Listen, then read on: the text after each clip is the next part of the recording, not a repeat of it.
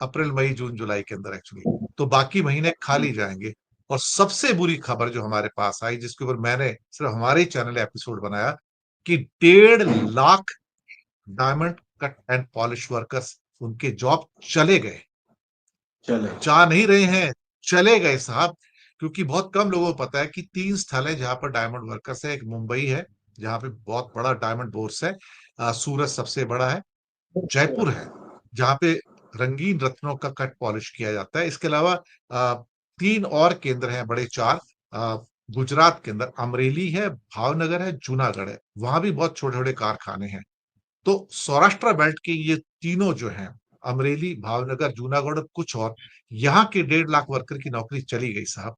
उनका धंधा बंद हो गया, उनके सारे ऑर्डर्स चले गए हैं।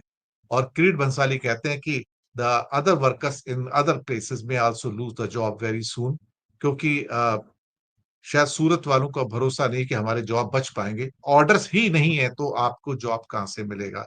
तो पहला जो ऑनस्लॉट है इस टैरिफ का, ये तो 25% के ऊपर है। उसके बाद अभी 25% 27 से आ रहा है, वो भी वो जाने वाला नहीं है। तो ये 50% नहीं है। सुनने में आया कि उधर के कुछ और टैक्सेस हैं, वो मिला के वो 55% क्रॉस कर जाता है एक्चुअली। तो कहता है पूरा हमारा तो पूरा भट्टा बैठ चुका है, अब कुछ बचेगा ही नहीं। हमारी पूरी इंडस्ट्री ही तबाह होने जा रही है। बिना अमेरिका के तो कुछ भी नहीं होगा। तो ये शुरुआत हो गई है। इसके बारे में कोई बात नहीं कर रहा है, लेकिन मेरा चैनल बात कर रहा है लगातार कि 1.5 लाख लोगों की नौकरी चली गई 15 लाख में से, सिर्फ पिछले एक हफ्ते के अंदर। सुनील अभी शुक्ला जी, वापस गारमेंट आते हैं। इंडस्ट्री को और जोड़ लीजिए बोरा साहब, गारमेंट इंडस्ट्री को और जोड़ लीजिएगा तो बहुत नुकसान बैठेगा। सर, गारमेंट के अंदर तो सुनामी आएगी जाने की, वहां तो सुनामी हाँ, आएगी सर।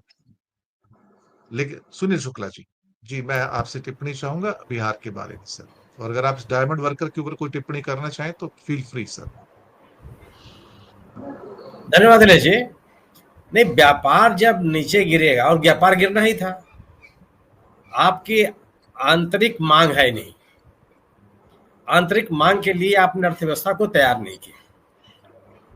इस तरह से देश का आर्थिक विकास हुआ नहीं, आर्थिक रूप से लोग इतने सशक्त नहीं हुए जिससे कि उनकी क्रय शक्ति बढ़ती, उनकी आर्थिक स्थिति बेहतर होती और बाजार में उसकी मांग बढ़ती। वो तो ही नहीं।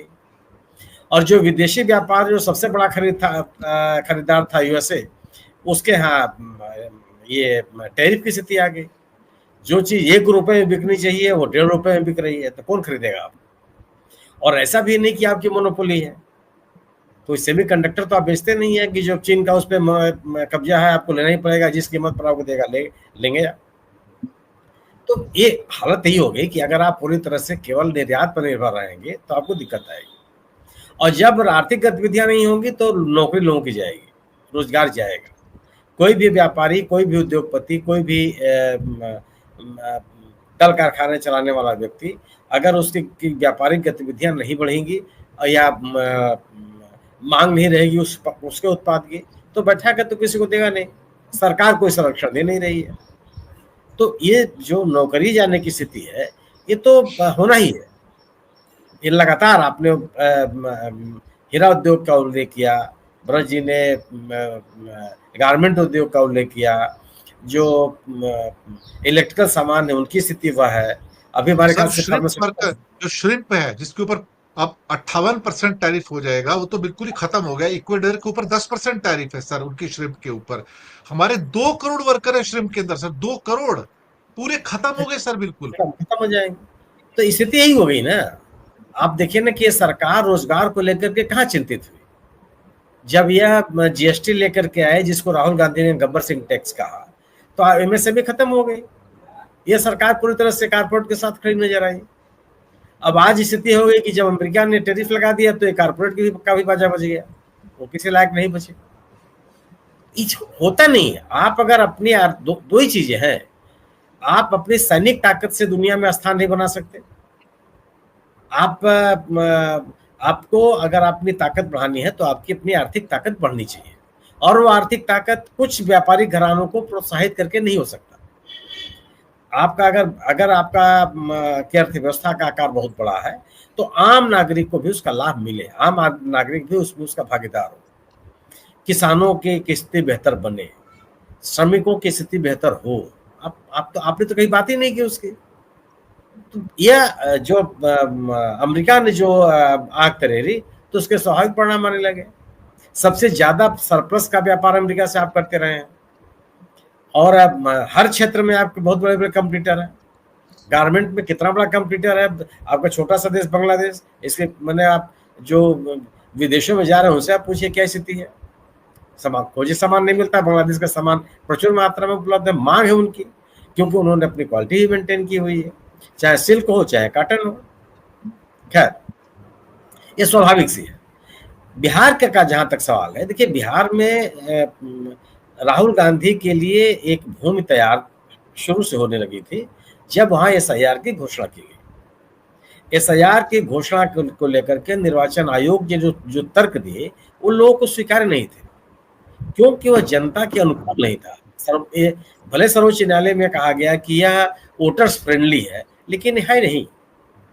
सवाल है कि मतदाता सूची में नाम शामिल करने या मतदाता सूची से नाम काटने के लिए एक प्रचलित नियमावली रही है।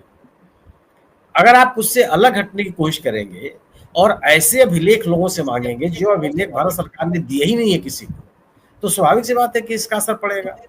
और इसका असर उन लोगों के ऊपर ज्यादा पड़ेगा जो गरीब है, जो भूमिहीन है, जो आश्रयहीन है, जो जिनका कोई अस्थायी आवास नहीं है, श्रमिक है। ये सर्वाधिक आप प्रभावित होंगे, क्योंकि इनके पास केवल परंपरागत रूप से कहे जाते हैं कि इस गांव के निवासी। अगर आप उनसे अभिलेख मांग लगेंगे तो लोगों को नहीं मिलेगा।